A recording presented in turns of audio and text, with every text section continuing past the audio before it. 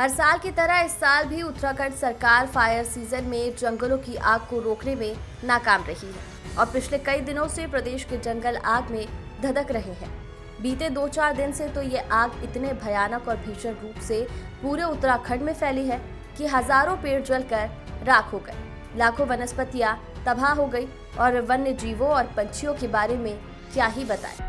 हर साल उत्तराखंड में फैले चीड़ के जंगलों की ये आग न सिर्फ लाखों करोड़ों का नुकसान करती है बल्कि कई बेजुबान और बेकसूर जानवरों की जान ले लेती है।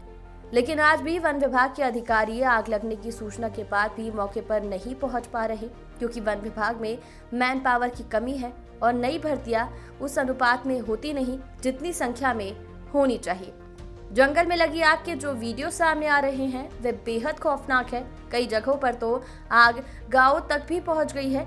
विषम भौगोलिक परिस्थिति वाले उत्तराखंड राज्य में 71% जमीन में जंगल है और इसमें 11% वन क्षेत्र आग लगने के मामले में बहुत ज्यादा संवेदनशील।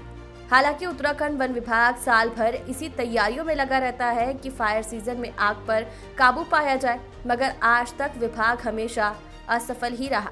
दरअसल उत्तराखंड के चीड़ के बहुत बड़े जंगल है और मार्च के बाद चीड़ के पत्ते गिरने शुरू हो जाते हैं, जो कि बेहद ज्वलनशील होते हैं। जब कहीं एक जगह से जंगल में आग लगती है तो फिर काबू पाना मुश्किल हो जाता है।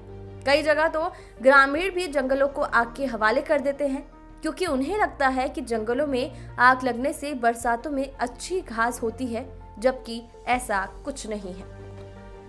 वहीं कई बार ऐसी भी आशंका जताई जाती है कि वन अधिकारी खुद जंगलों को आग के हवाले कर देते हैं, क्योंकि साल भर जंगलों से अवैध रूप से पेड़ों का कटान होता है और फिर इसके निशान मिटाने के लिए जंगलों को आग के हवाले कर दिया जाता है।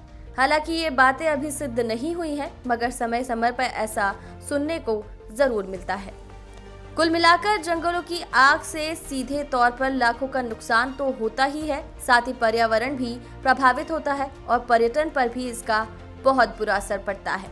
उत्तराखंड की अर्थव्यवस्था का बड़ा हिस्सा पर्यटन पर ही टिका हुआ है और जंगलों की आग से वादियों में न सिर्फ धुआं फैलने से धुंध बढ़ती है, साथ ही गर्मी भी बढ़ जाती है। ऐसे में पर्यटक इस दौरान उत्तराखंड में घूमने का प्लान कैंसिल कर देते हैं, जिसका सीधा प्रभाव अर्थव्यवस्था और लोगों के रोजगार पर पड़ता है।